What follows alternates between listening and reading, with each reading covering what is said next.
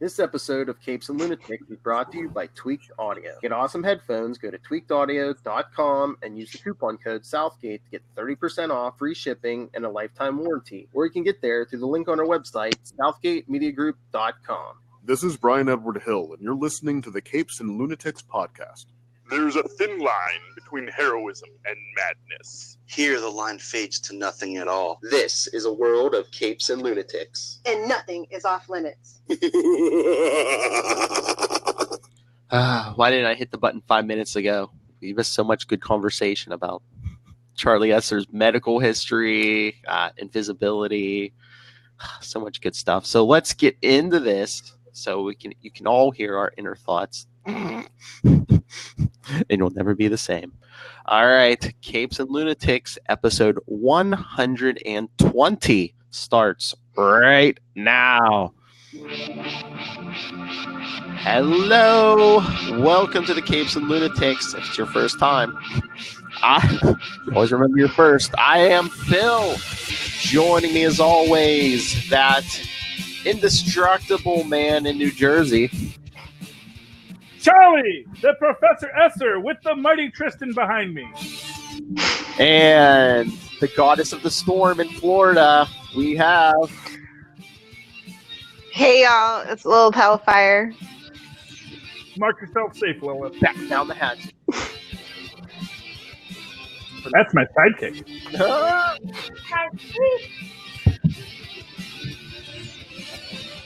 He knows all the Fortnite dances. Oh, I said you know all the Fortnite dances. oh wait,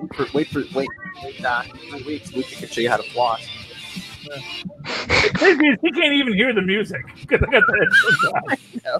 He's just dancing. He just knows the music exists and the beat is in it. Oh yeah, Luke can get He gets that from me. He gets that from me. he gets you. He has your rhythm.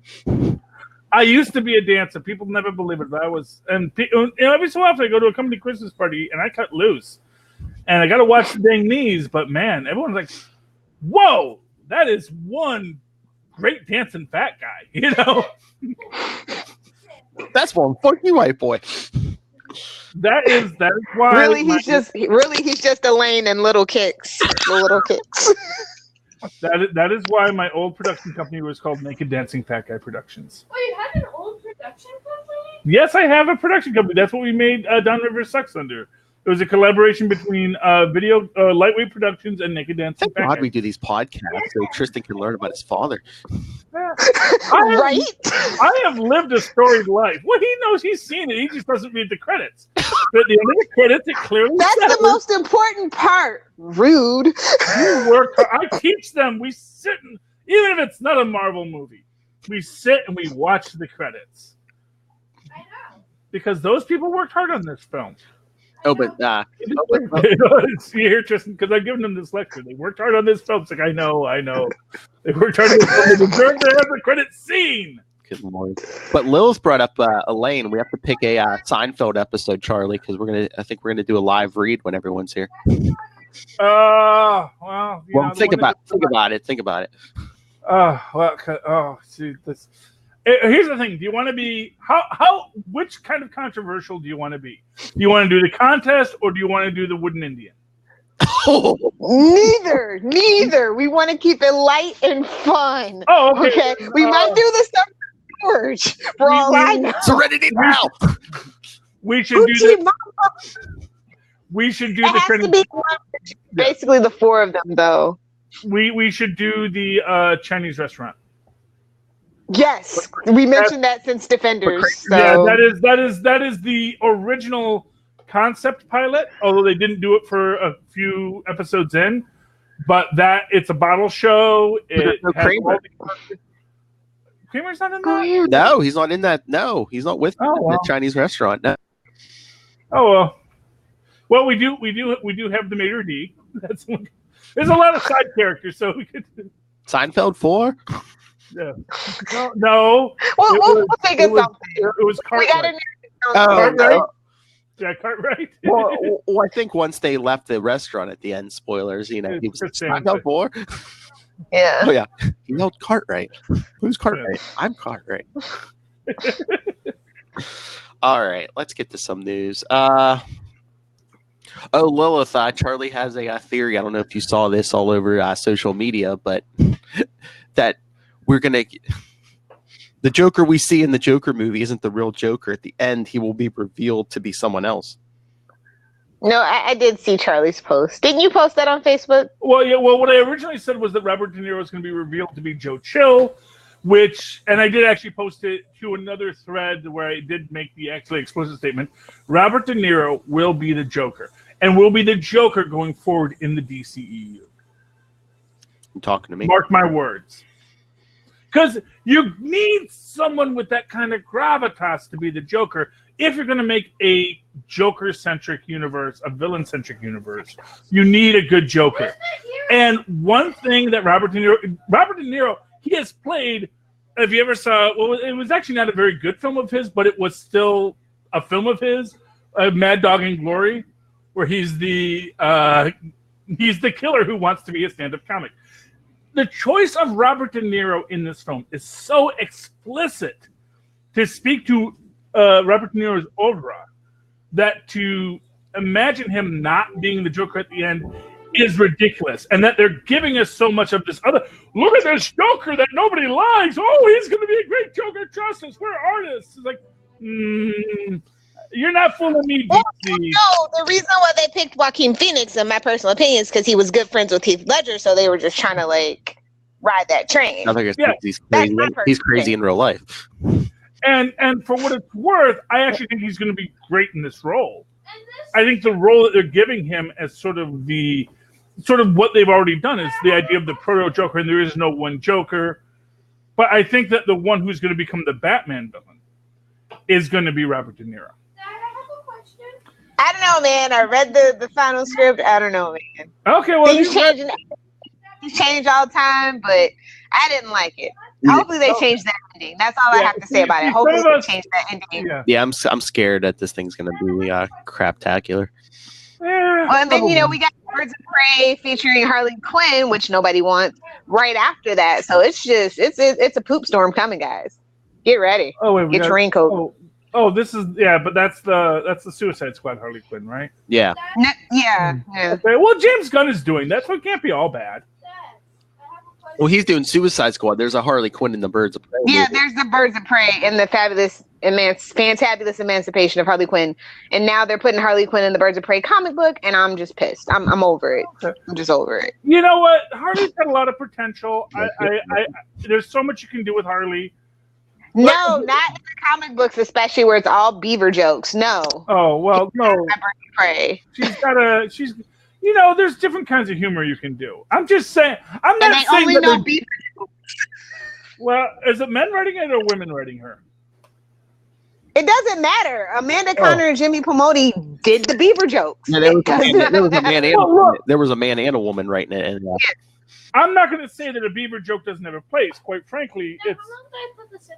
I don't know, a minute and 32 seconds, or 45 seconds, and see if it's done. Also, since this is a reboot, does that mean Red Hood's not going to be in it? They haven't even introduced the Robin yet, so don't worry about Red Hood. Oh, the original Red Hood. I don't know if Red Hood's going to be in the Joker movie, unless it's Robert De Niro. Yeah. Oh, that's how you do it. We'll get your resume out yet, Tristan Esser. Anyway, but yeah, Damian Wayne, man, you give this man Damian Wayne. Father, I know you like those trollops. I'm just saying. The kid has said he's interested in being an actor someday, and I said, well, you live in Market One. There's productions on the East Coast. That's definitely a career you can pursue. Don't foist DC movies on him. Don't do that to your son. Yeah. Well, as I posted in an article about Dave Bautista saying he passed up a DCEU film. It's like, yeah, Dave, you dodged a bullet. Unless he was going to be Sylvania, which is the one thing. It's like, well, unless they were offering him Sylvania or Savannah. I just want to name him after the light bulb. Yeah. Which it's actually, I think, where they get with the name Sylvania. But anyway, I actually, I think he definitely dodged a bullet, unless that was the role they offered him. I mean, even Tom Hardy's Bane was not a good Bane. You don't want to be that Bane. No, Mr. Wayne. But and then I saw. I guess they got yet a. Doesn't even talk like that. Yes, That's not how Bane talks. I know. In the movie, though. Oh my lord! But I mean, and then I saw they got yet another director for the Flash movie. Lil, if that thing's still going forward. Bro, like I said on DC discussions, sure, Jan, sure. Whatever you say, it ain't happening. It ain't happening. I don't care what. I don't care what Ezra Miller says. It's not happening. I mean, how many years already they've been trying to get that thing going, and how many directors? Isn't Ezra Miller no longer attached to it? And that's what I thought. And then he just keeps talking about it. I'm like, is he doing the thing where he's still pretending? And they're like, oh well, I guess you can have your job back. I mean, I could imagine. Look, the Flash is a solid property. I could imagine them saying, let's get a good director for this. Let's attach someone to. Here's the thing, Flash is a project. I'm sure it's on the big AT&T whiteboard of what do we have going forward. The Flash is a money character. You're going to make a Flash movie, just like eventually someday they'll make. They're going to wait for season 8 of Flash with the TV show, which I think is going to be its last. I think that's their goal for all the DC shows now. Get it to season 8 and just. But I mean, is Ezra Miller just pulling like a George Costanza? Like he doesn't know if he has the job, so he's just going to show up on Monday and, I really feel like that's what he's doing. Like I literally remember like them saying that he was no longer attached to the project, that was indefinitely postponed. It might get canceled like Cyborg got canceled because there's no DCEU. Everything that now they want in its own little bubble. So like Ezra Miller's just talking like he already has the role in this movie that's going to be made. So if they do actually, but then they did the director, and I'm just like, oh my lord! How many directors have they had for this thing? Can you just get Antoine Fuqua? Just please call the man back. That's all I'm saying. Just call the man back. Swallow some pride. Eat some humble pie. He'll fix it. He'll fix it. I promise you. Give it to Kevin Smith. He directed some of the episodes of the TV show. Well, at least one or two of the episodes of the TV show. No offense. No offense. Don't mind him directing the movie. He's got other things to do that he needs to focus on. Okay, we Masters of the Universe of not being able to do things on time. So don't give the man too much to do. Yeah, too much stuff interferes with the weed. Oh, but hey, man. While Charlie's getting the kids out the door, speaking of Flash and that, did you see, I guess, Flash, Arrow, and Supergirl getting a series of audiobooks? Yeah. Did you, like, I was at my comic book shop and they have, like, this book about crossovers. It's, like, a hardcover for, like, $14. And I was like, they actually got something out on time? One of the DC books actually came out on time. And it just snuck up on me. And I'm just like, wait, what? When did this happen? I don't even remember. What, is it, like, current like crossovers, or? Yeah, it had, like, it had Supergirl the CW verse. Oh. Are you seeing it? I can't think of the name of it, but I just was like, I don't even remember when this was in, like, mentioned. It just showed up. You remember the name of it or anything? Yeah, because this isn't ringing a bell with me. No, I mean, I'm going today, and I'll shoot you the link, and it's definitely something we should maybe do a book discussion on eventually. If we ever do another book club. No shade. Hashtag no shade. I mean, was it like set in the? Is it set in like the? It's set in the CW. Yeah. Oh, is it? Okay. Yeah. It's like called crossovers or something. He said it was $14, and I was like, I meant to go look it up on Amazon when I got home, but I went to sleep. So, yeah. So it's a novel based on the TV show? Yeah, it's a hardcover novel. And no, not the DCEU, the Arrowverse. Yeah, no, I know that. Yeah, no, that's why I said not the DCEU. So okay, but is it? So here's my question: is it a novelization of the crossovers that have occurred, or is it a novel? It's like I think he said it was like 4 different like stories or something like that. So it is different stories, but it is the idea of an interconnected Arrowverse told in a novelized format, but not novelizations of previously existing crossover episodes. Yeah. Okay, that's cool.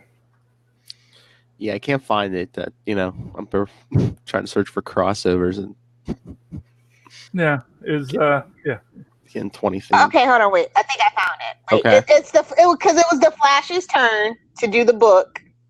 Yeah, okay, yeah. It is Flash. Green Arrow's Perfect Shot, the Flash crossover. That's what it's called. There we go.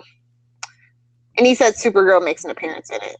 Oh yeah. So Yeah, I think it's one of those kid books, maybe.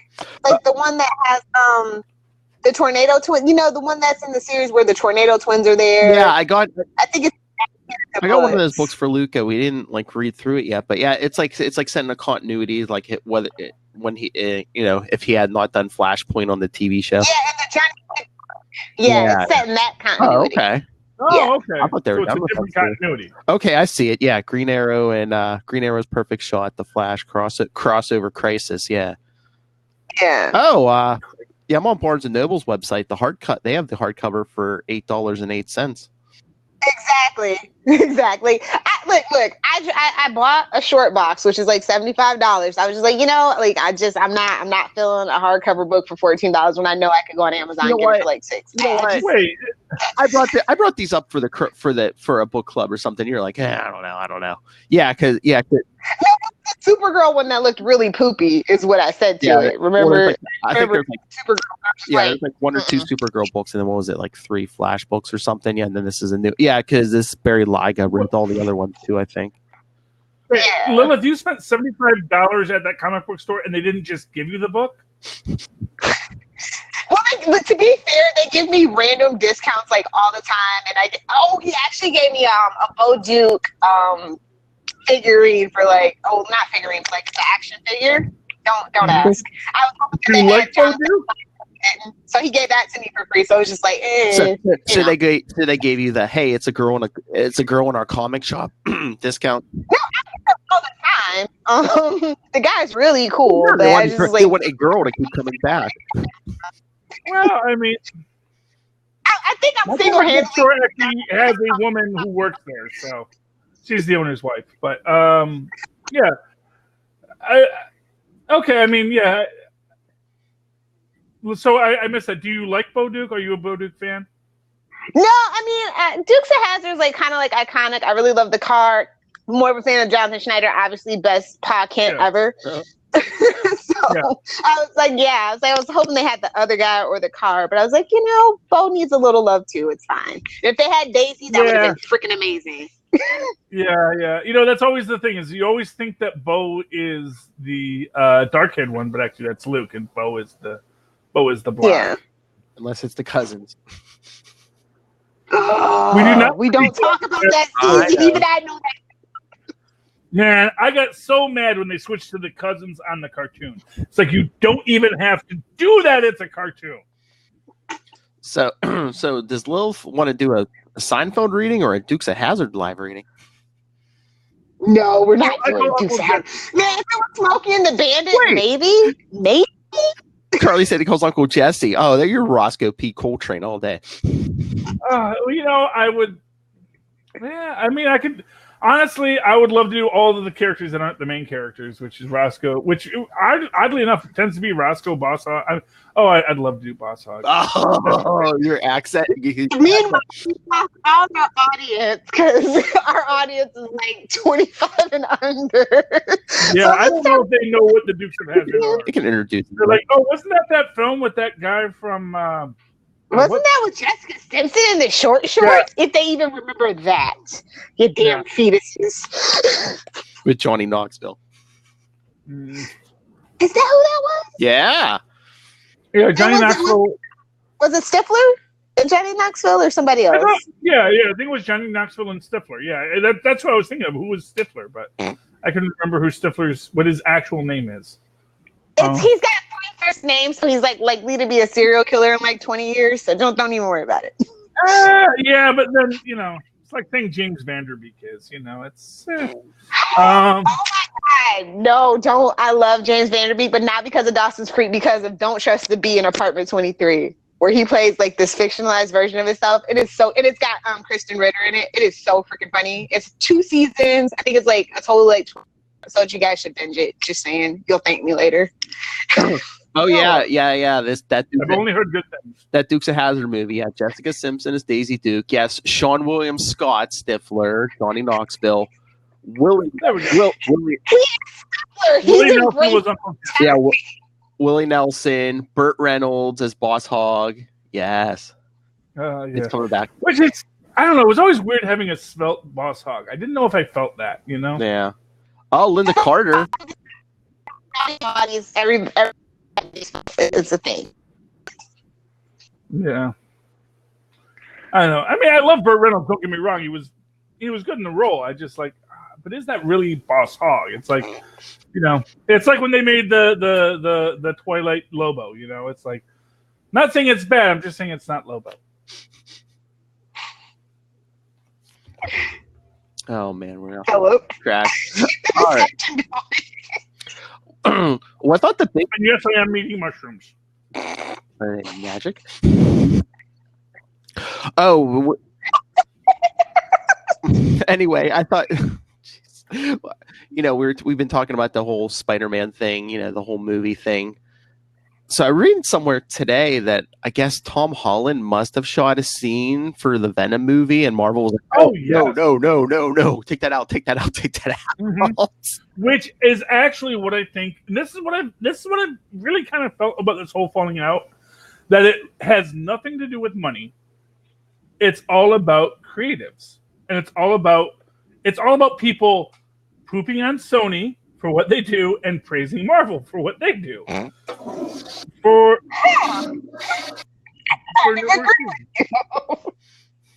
and the reality is that I think Sony is very mad at always being said. They're basically feeling like DC. They were saying, Sony, you can't make a Spider-Man film. And they're like, first off, you made 2 really good Spider-Man films. A third one that was maybe not as good. Over how many ever movies? Only 5. So they're almost at 50%. Plus they did Into the Spider-Verse, which everyone loved. So they can argue they're batting 1,000 or they're batting 500, which is a very good batting average. If you're batting 500, you are in the Hall of Fame.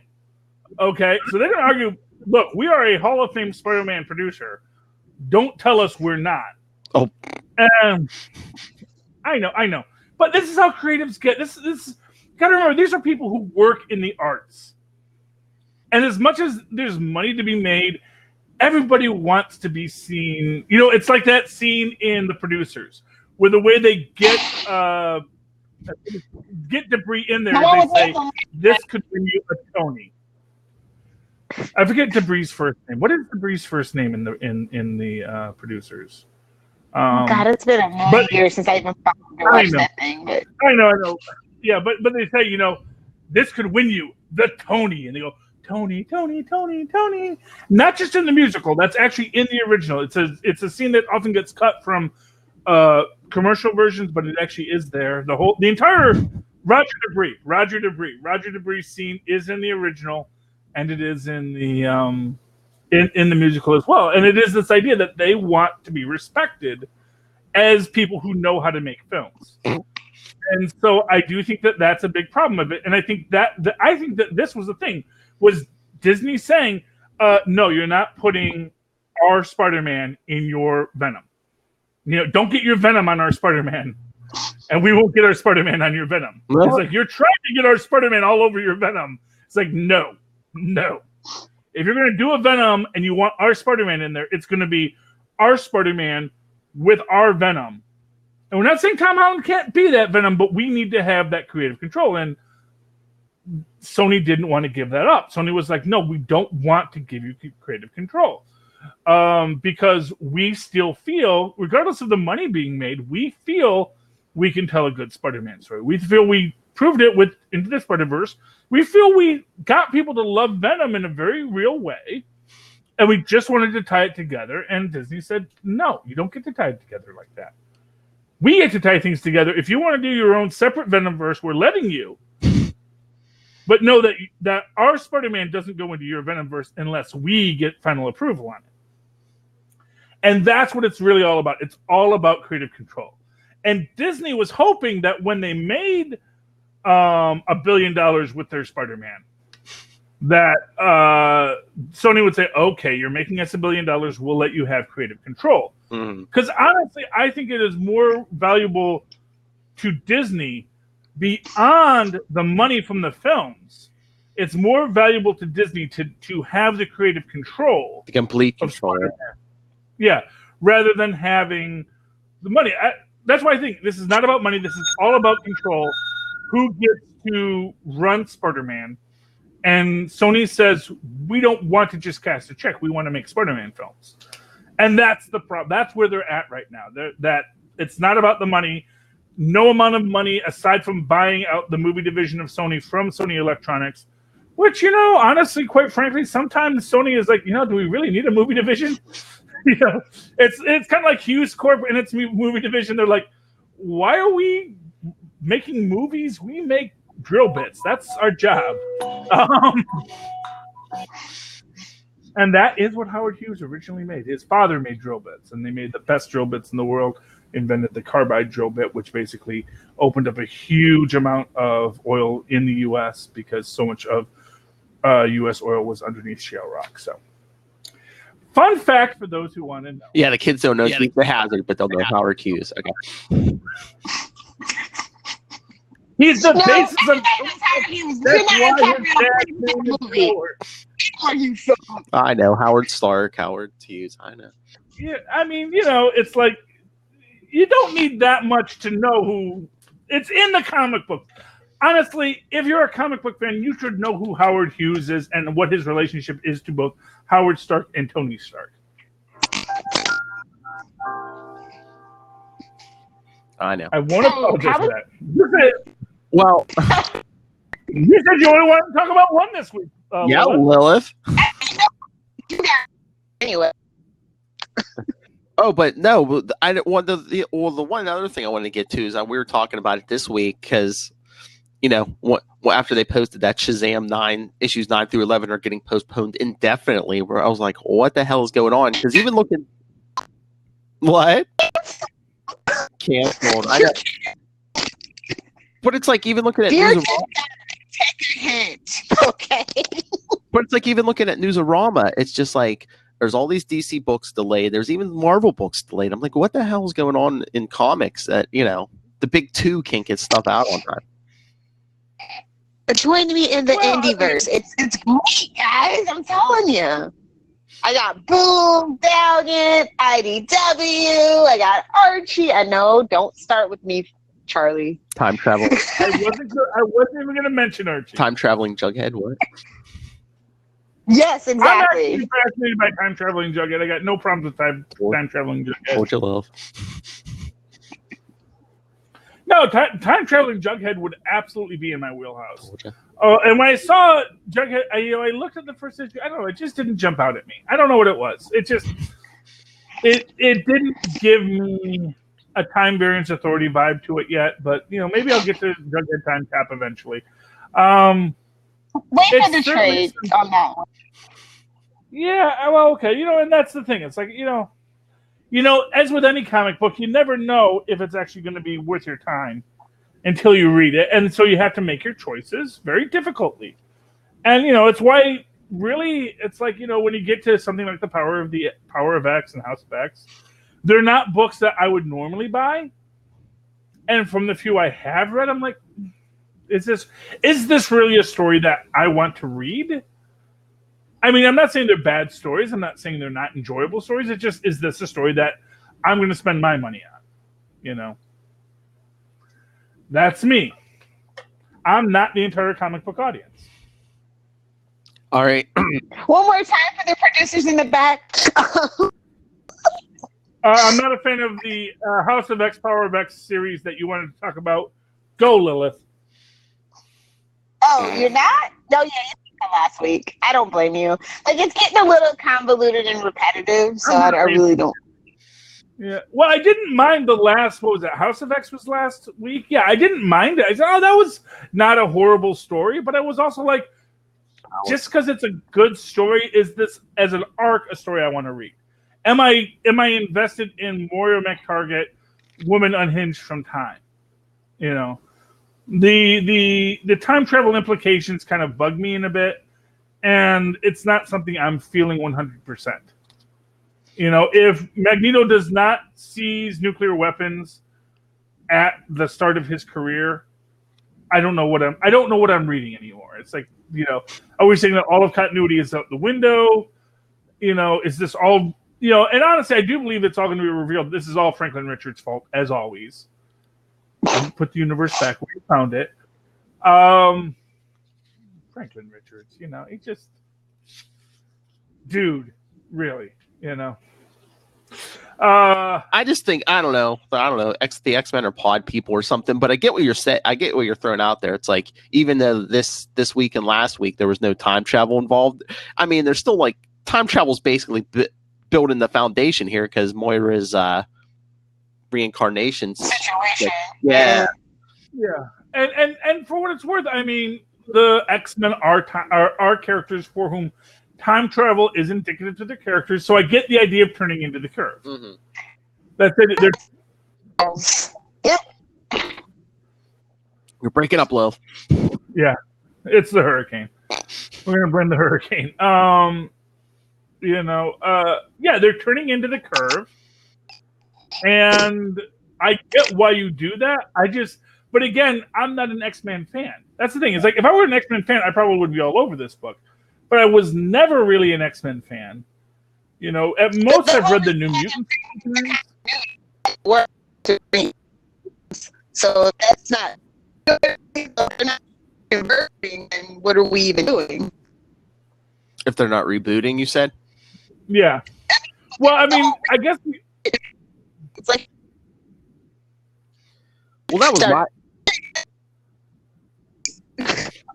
Well, that's what I think they're doing. It's like they're doing like a soft reboot. I think they're like, getting this whole process is going to get them to wherever, version Disney out, Well, yeah. Although I got to imagine that there's this idea that maybe that in this universe, okay, the continuity is solid. And we'll see this in the next episode. And here's what it comes down to, because in the next week, we're getting the next issue. It's not next week, but maybe next month. We're going to get the next issue of Franklin Richards talks about the universe he created. And we're going to see how he approaches the Magneto story. We have Magneto in the 40s. We got him mentioned there, and he is clearly a villain in this story. So we're going to see if and how he integrates Moira MacTarget into that story. It's like she became unhooked from time. Maybe it's when I rebooted the universe, I kind of that was an oopsie on my part. Oopsie. And she became unhinged from time and started living in a circular loop. Although, not for nothing, I kind of feel Destiny was lying to her when she said you only have 12 of these times to go because if you die before you reach your mutant maturity, you won't have this power. Except that she clearly has that power already at birth because she has the memories from birth. So, in fact, she actually says she has memories while she's in the womb. So She has prenatal memories. So obviously, her dying before she reaches the age of mutant onset at 13 means that she would not. I don't buy it because Well, that's what I was thinking. I was thinking that reincarnation power is weird because it's almost like a finite power. Because after 10 or 12, she's done and can't reincarnate anymore. I was like, everybody else's mutant powers last basically their entire life, but it's reincarnation. It's really the argument Destiny made is that if she, and essentially it's this idea that Destiny made the statement that if you die before your mutant power manifests, you will die for a real time. Maybe it's suggesting, and I guess this is the suggestion, is that while she has the memories before she hits puberty, once she hits puberty is when the ability to travel back in time occurs. So once she hits that 13, 14-year-old point, then she can travel back in time. And, that's a possibility. I don't know. I don't know what they're going to do with it. it was an interesting choice to make. It's kind of a big risk, but I got to imagine that their official statement at this point is that all of Marvel history up to this point is static. That yes, she went back, but each time she manipulated her own situation herself, and then when she meets Xavier in that part in the most important scene in Marvel history. She and really what it is she's in a Groundhog Day scenario. Yeah. Where nobody else has those memories, and it's only if she allows them to have this knowledge of her.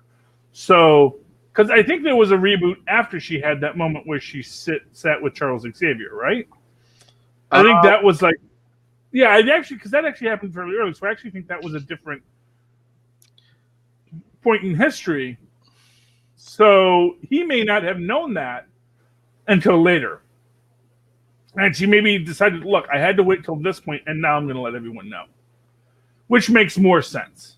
Mm-hmm. That she's been doing this. But then again, she also died in the last reboot. But I guess Franklin decided to bring her back. Don't call it a reboot. Don't call it a comeback. She's been here for years. Yes. Yeah. So that's Moira. Yeah, I mean, I'm sure it's good, but it's just not. It's not something I'm feeling. It's not something I've ever been necessarily feeling. But I've never been that big. It's like I love the mutant. I like the Mutant Massacre. I like but I mostly like that because of the conflict between Apocalypse and the High Evolutionary. No, was that Mutant Massacre or was that the Evolutionary War? What? With the Moloids? I don't know. Where you find out that one Moloid actually was evolving, and the High Evolutionary was killing off the Moloids, and then, of course, but Apocalypse didn't like that because he felt that was outside of natural selection, if I recall correctly. So that might have been the Evolutionary War. That's mostly about the Moloids. Maybe. Because I love Moloids. Which is why I love Future Foundation with the Moloids. But I mean, this is like the 6th week of this House of X, Powers of X stuff, and I just feel like they're still not giving us all the answers. So it's like, well, and they're not until the very end. They got to string us along, make their money, Right. Well, I kind of get the feeling that the actual final outcome is going to be that this is all an alternate time branch, and then she's going to die, and then she just decides she's not going to. That the very end is like nothing works. I'm just going to keep to myself. I don't know. Maybe that's the final outcome. Okay, sure. Fine. I don't know. I thought the whole point was everyone has to work together. Yeah, except maybe that fails too, because in the end of the day, nobody wants that working together crap. What did everyone think of Emma Frost walking in the court? I don't know. I didn't read it. So. Oh, you didn't read it? Oh, I thought. Oh, okay. No, I didn't have the chance. No, I'm talking about the ones that already came. I didn't have the chance to. I had a Marvel 1000 to read, Philip. I know. We discussed that on Super Connectivity.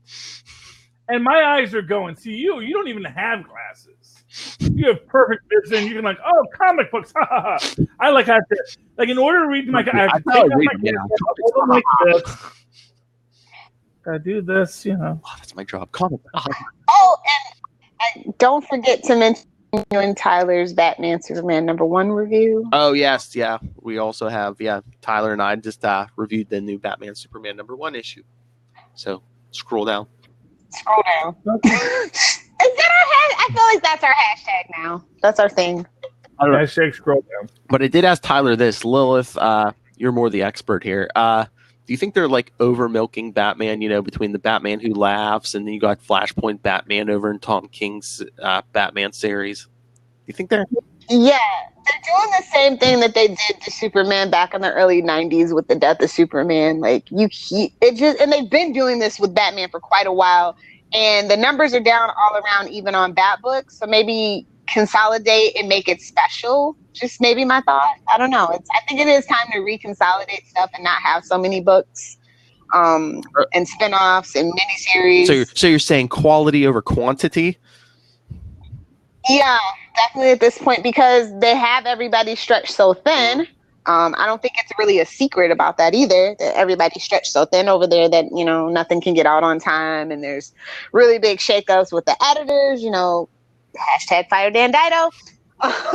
Get him out of there. Everybody knows what the problem is. I'm sorry. But I mean, I don't know. Is Marvel even that way to a certain extent? Because it seems like they are. Well, Spider-Man, definitely, because now we have that absolute carnage, and then we have the lethal protector, and so on and so forth. But it's just like, look, bro, I can get down with the Venom stuff, but now you're doing carnage, and it's just like, okay, come on, let's calm down. But I just mean both companies. It seems like they have like the same stable of like five to eight writers that are like, oh yeah, we need you guys to put out like 100 books a month, and it's like, what? Exactly. Well, they say, Dan did it, so can you. Oh, jeez. But we want the art to be so much more. Tan is a once in a, not even a generation. Like that only comes around every so often. So I don't think that anybody can expect somebody to put out that kind of volume. And if we really want to get into that whole volume thing, we can. But I won't. And even then, they weren't putting out the amount of books they're putting out now.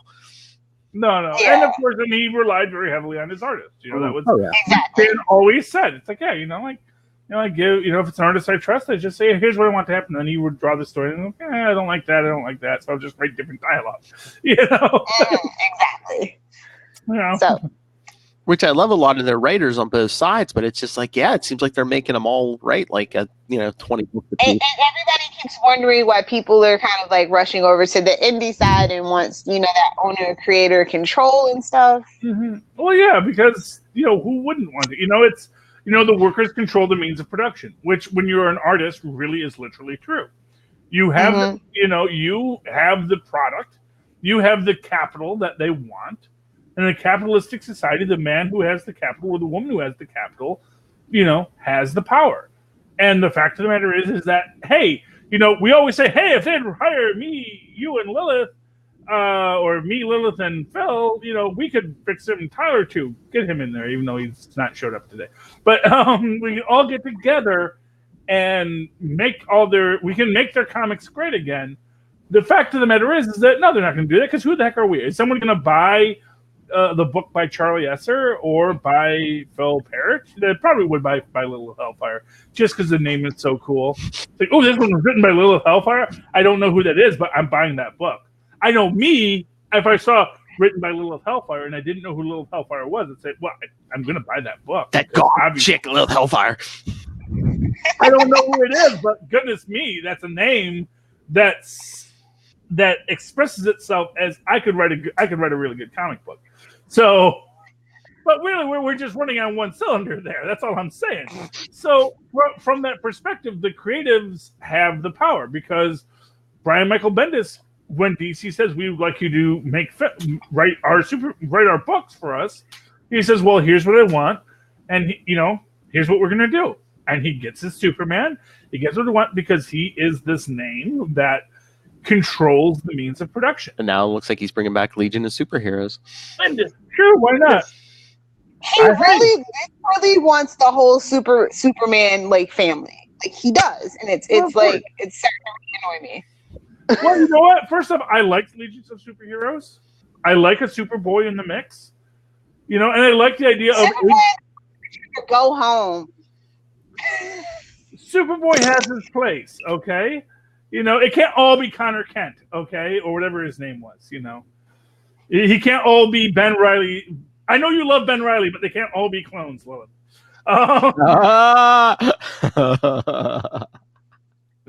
Okay, now Ben Reilly back.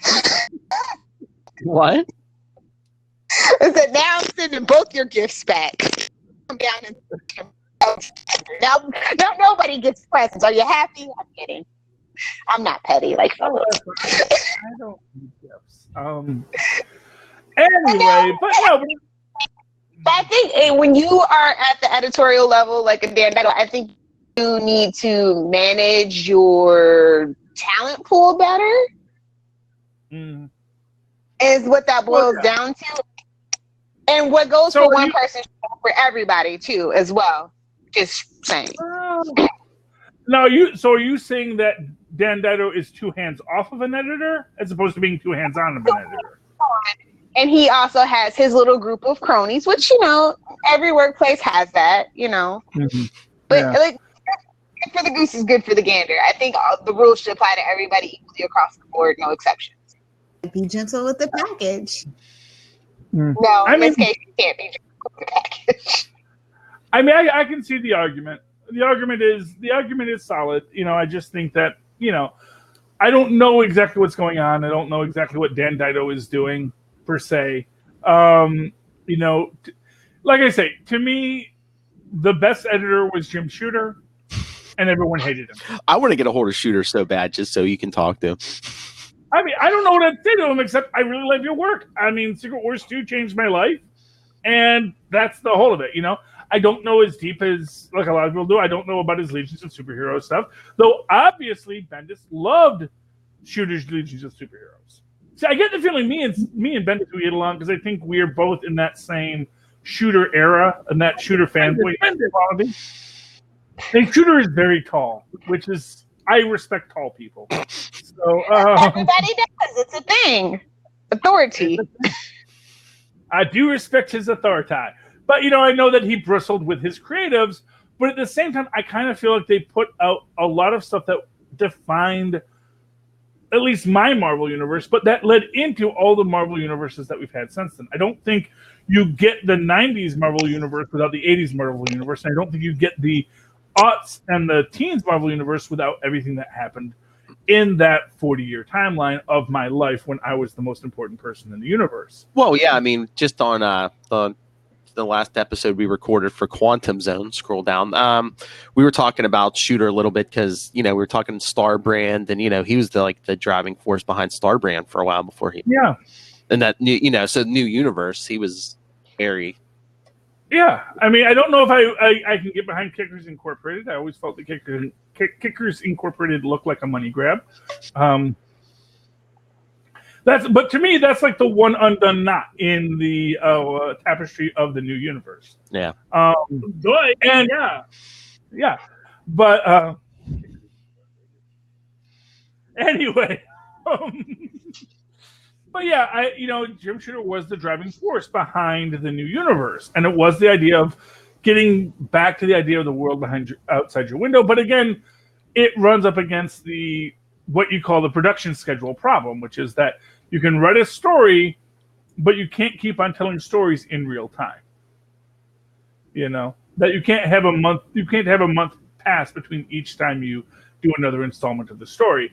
And that's why even at the end of the new universe, it basically essentially collapses in on itself because it just couldn't maintain the kind of reality that, and again, like you tried to do when they did the Ultimate Universe. It's like every time Marvel does the secondary universe where they reboot it all, it always collapses because in the end you kind of need and want that sliding time. Oh, which got called out in Marvel 1000, where they actually Bob Grayson makes the fact that the Dark Rider who he finds actually he has been he's full of sliding. Was that Bob Grayson or was that Black Panther? I forget. Oh no, it was Night Thrasher. Night Thrasher is who found him and makes the point that he's corrupted by sliding time. So I have no idea when he died. It could have been right now or it could have been 40 years ago. So again, sliding time becomes canon, and I love that. And this is Marvel turning into the curve. I love Marvel turning into the curve. I love anyone who turns into the curve because that's what you're supposed to do when you're skidding. I mean, with that, you kind of have to turn into the curve because it's like if they don't want their characters to age, so you kind of have to steer into that skid of sliding time. Yeah, well, exactly, and that is what they've done. And they've done it well, and I really enjoy that, and I really. And again, getting back to Peter David and Rick Jones in that scene where we've got the bald Rick Jones, which is an interesting choice. It's like so are you cosmically aware? No, I'm comically aware. It's like you wouldn't understand it if I explained it to you. Which is cool to now establish that Rick Jones is actually comically aware.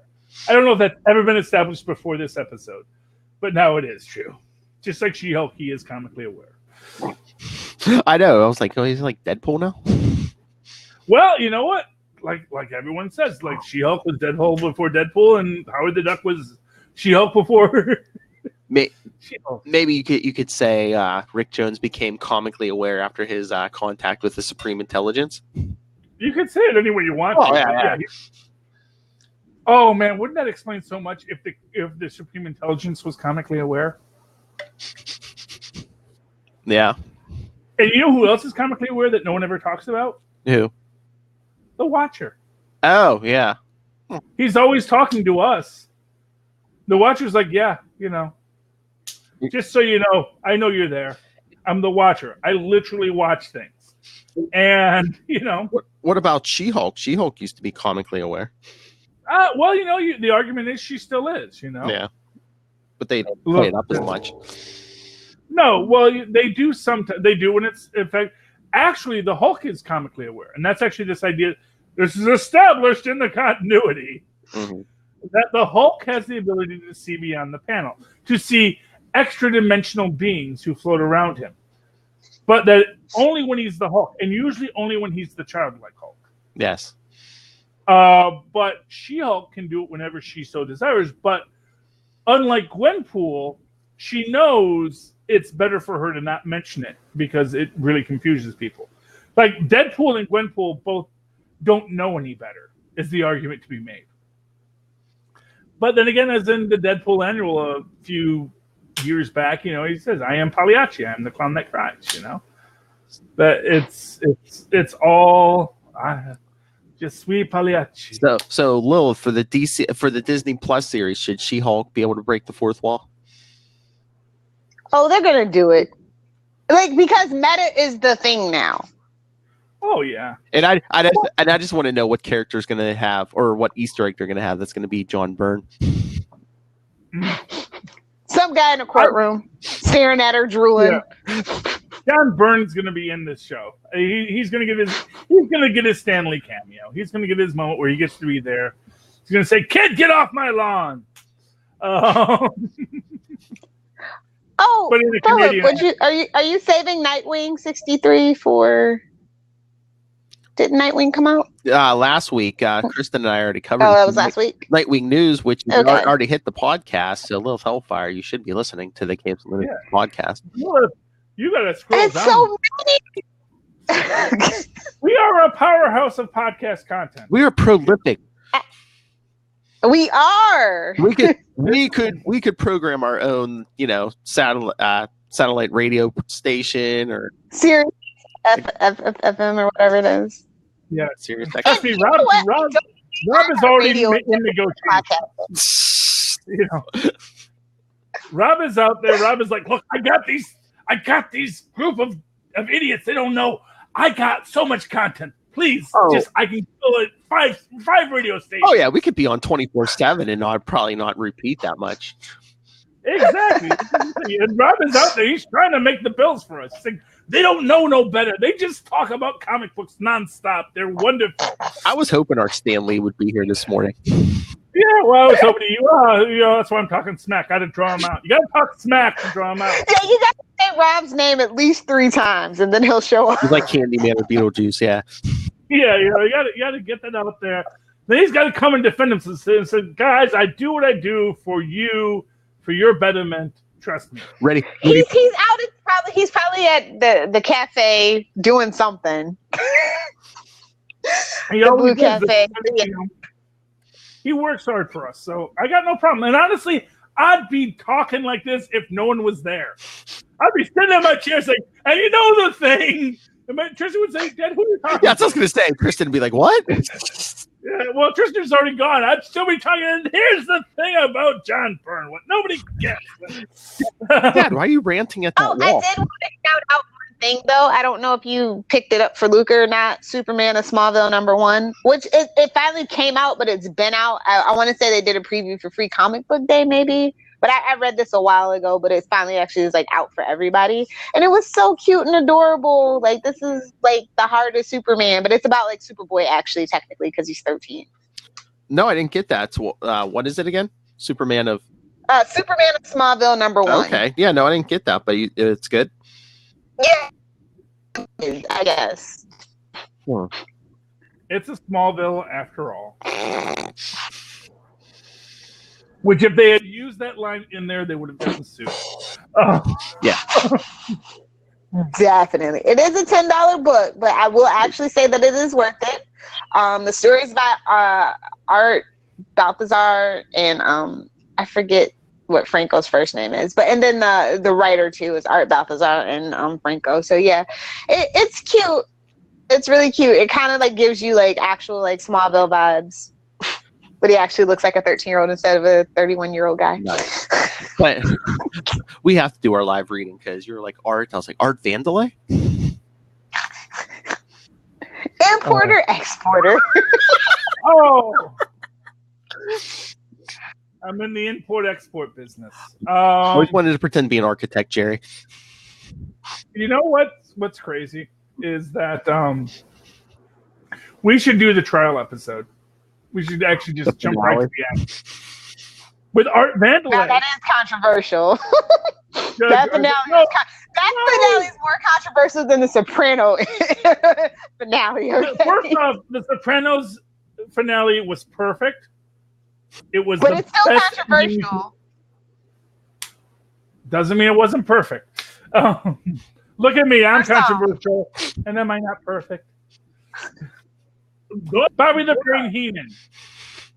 Controversial, but perfect. I'm not a fancy man. I'm not.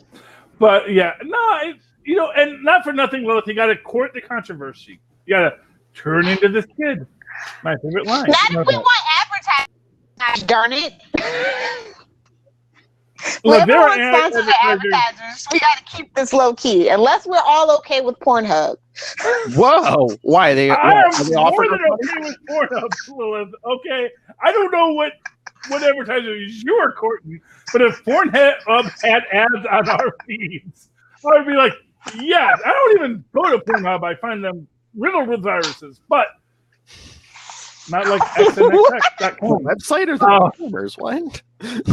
Sorry, there's XNXX.com. It's the indie porn free it's porn site. XNX.com. Get it right. I mean, not that I know. No, it's XNXX. No, it's NXXX. I have it. It's saved in my browser. Well, if we have to get the Patreon going, we gotta have a porn episode. Oh my lord! I'm just saying. A sexually adventurous freak. Sometimes. When the Lord left me. What? Hey, did you get Tristan Absolute Carnage Lethal Protector or? No, Tristan. After the Marvel Zombies fiasco, he's like, he loved Marvel Zombies, but he didn't know that I had spent his money without his officialized permission because his mother did not explain to him the economics of it. We made good with him. But yeah. I didn't pick it up. Although I think I actually did reach out to him to ask him if he wanted stuff, and he said no. Honestly, he's not a big Carnage fan. He's much more of a Venom fan than a Carnage fan. I think he likes certain versions of Carnage, but I don't think he's a big fan of Cassidy Carnage. He likes symbiotes. Oh, okay. He likes symbiotes, but they have to follow a certain code or something. Yeah. Well, you want that. I got him the. He likes it's one of these things. He likes the design. He doesn't necessarily like the character. We've all been there. I want to shout out a book. Best book I read in like a couple of months. It's called Mall Number One, and it kind of reminds me of like consumerism because it's obviously the end of the world and it's at a mall and it's like this tribalism and it's really cool and the art is really fantastic. The art is by Zach Hartong and the story is by Michael Marici and Gary Dauberman. If you're into Volt, then you probably are very familiar with these guys. But yeah, and it's only a $4 book, but it really feels like I would have paid $5 for it. It's the artwork is really good. It's a nice thick amount of pages. Shut up, Philip. But you were kind of breaking up at the beginning. You said it's Mall Number One? Yeah, Mall Number One. Okay. It's really good. You made him walk away. By Vault Comics. You made him walk away. Because it was, bitches. What? You don't remember that job? No, I'm just like, why are we using that drug? I don't know. I'm trying to fill the void without a live Charlie Esser here. I don't care if you call me a whore or you call me your princess. That's the best Charlie Esser job. I'm sorry. It's gonna be so weird playing But those yeah. live when you guys are here.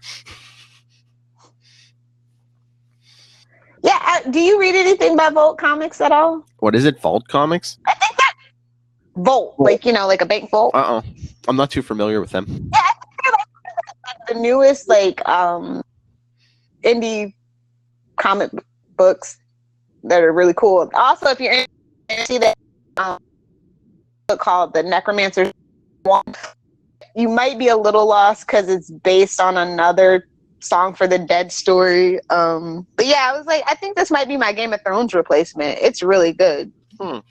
I mean, do they have a website? I might check them out. Yeah, of course they have a website. Oh, but speaking of people who aren't the big two, everyone stay tuned for me and Lilith's big review of Spawn 300 coming soon. And 301. Yes, I think that's a month after. But yeah, I just mean this coming week. Yeah, Lilith and I will be covering Spawn 300.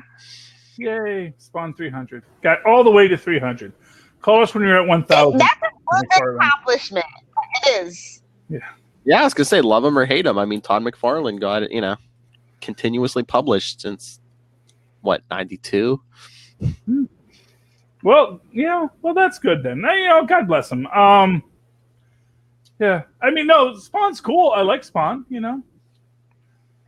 I like the cartoon. I think there was something I saw online. I don't know if you need a talking dog, though. I will say that. I don't know what convention it was, but I guess he must have had a panel for Spawn 300, and he was shaking everyone's hand as they were walking into the room or whatever. So I mean, yeah, well, I can see him as a glad-hander. Not for nothing you had to do that, Oh yeah, he's images Stanley. Yeah, well, exactly. I mean, you got to have a guy who goes out there and says, "Hey," and for what it's worth, the guy's a great artist. I like it. He does lean into the grotesques, but that's his wheelhouse. I mean, with Spawn, you kind of have to. Yeah, but even when he's not doing Spawn, the toys, don't get me started on the toys. Well, he did he what's it? It was in the Marvel Knights Punisher. And he was doing the art on that, and I mean, but it's okay. I don't mind that. That's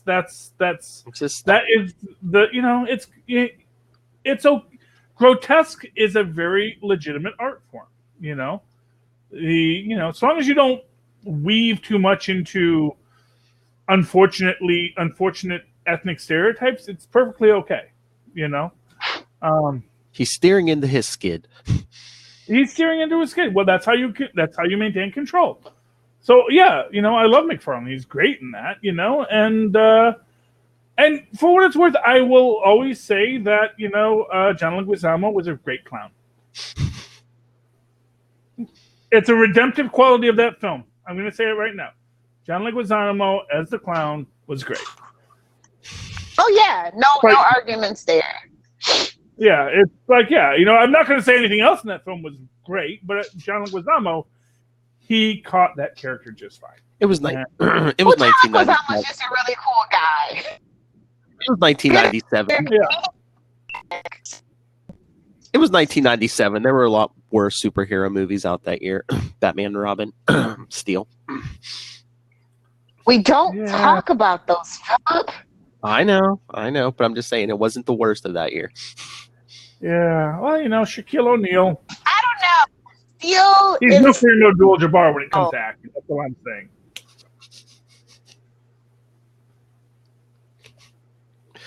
Oh Lord, I'm big all over. Kareem Abdul-Jabbar. He is a polymath. He is an actor, a writer. He is a triple threat. He also plays the basketball game. So yeah, there you go. He plays basketball, and he's a writer. And he's a great actor. So you put it all together, he's a triple threat. I haven't seen him dance. I don't know. Usually Dancer's the third in the triple threat, which is like, is that really threatening? Might be a decent dancer. He's no Charlie Esser, but Oh yeah. Well, that's actually unless you're Tommy Tune, being that tall and being a dancer is not that easy. No, got a lot of joint issues, and he's already been playing the basketball, so he may have already burnt out his joints on basketball and may not be able to dance as well as he'd like to. I'm sure he can do a nice little, to the beat kind of rhythm, but I don't think he's doing the backflips that a nice short dancer. You want that short body if you're a dancer. But that's the mistake they always make in ballet. You got these tall dancers. And it's just the leverage is all wrong. But you get a short dancer, man, they could dance forever, do backflips. They're doing great. Oh, I can't wait till we're all in the same note. On that note. All right, are we done? I think Lil's had enough. And if you know who Tommy Tune is, leave us a message. You'll get a no prize. You will get a no prize. Enough said, no prize. I got a flamingo bottle opener. Ooh. Well, that's a yes prize. Very actual prize that we could send to them. Very used. No, it's still in the package. That's why I said it's still in the package. Oh, okay. You can't have my Iron Man bottle opener. Ironic, I know. Did you say Iron Man? Because he's an alcoholic. Oh yeah. Well, I thought you meant you and Marvel. I was gonna say, whoa. Well, I was actually thinking because a bottle opener is kind of like a can opener, so it's but it would be a church key. If it was an Iron Man church key, that's doubly ironic. Church key is where you have the sharp opener on the one end and the flat opener for the bottles on the other. Ah. All right. We're done. All right, everyone. Send us your thoughts. Hey, send us what episode of Seinfeld do you want us to do a live read of? Email us, capesandlunatics@gmail.com. Follow us on Facebook, facebook.com/capesandlunatics. Hey, we even have a Facebook group. Go follow us at facebook.com/group/capesandlunatics. It's the Capes and Lunatics Cloakroom. At Capes Lunatics on Twitter, Capes and Lunatics on Instagram. Check out Work in Progress. You don't need a bottle opener to get in. capesandlunatics.org. Go subscribe to the Capes and Lunatics YouTube channel and our weekly newsletter, capesandlunatics.home.blog. Call the voicemail, 614-382-2737. That's 614-38-CAPES. And you can watch us live on our Facebook, our Twitter, and at getvocal.com/channel/Capes. Lilith Hellfire. If you nerds want to hang out with me on the interwebs, I'm on Twitter at Lilith Hellfire.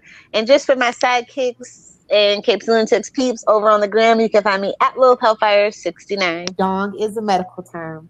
Fight me, nerds. Charlie Esser.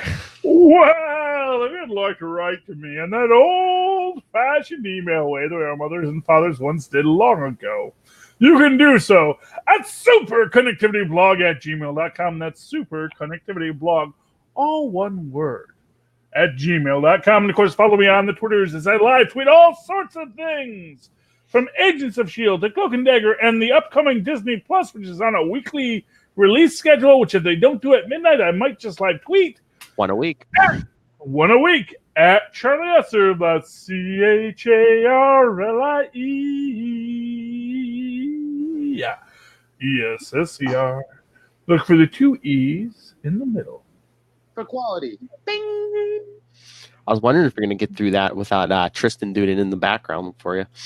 Well, he's gone now. He's off with Grandpa. So that's what all the yelling was about. I muted it so you didn't hear. I know. Thank you. That's why you hugged me just before you left. If you're watching the video. If you want that whole story, set it free. That was the story. Anyway, for another week, we have been the Capes. Ampersand. Lunatics! Oh my God! Wow! Look at the. You really faked it, didn't you? I don't think that was fake. That was real excitement from Lilith Hellfire. Did you enjoy our ampersand last week? We did it together perfectly. Oh, yes, it was fun. And it's funny because we actually don't even use an ampersand in our logo. I know. Which is why I do it, because I'm contrary. No, you're not. I'm contrary. It's